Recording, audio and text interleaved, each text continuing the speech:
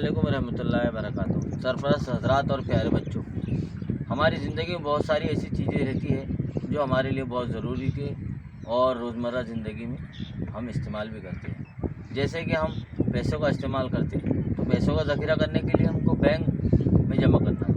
इसी तरह से हम पेट्रोल, डीज़ल और मिट्टी का तेल इस्तेमाल करते हैं। इनके ज़ख़ीरे के लिए भी अलग अलग मकाम हैं।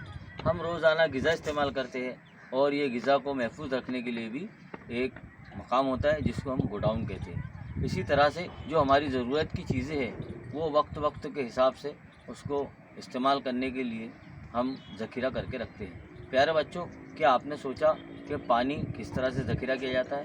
तो इसी बारे में हम और मालूमात हासिल करेंगे कि पानी की ज़ख़ीरा अंदोज़ी किस तरह से की जाती है।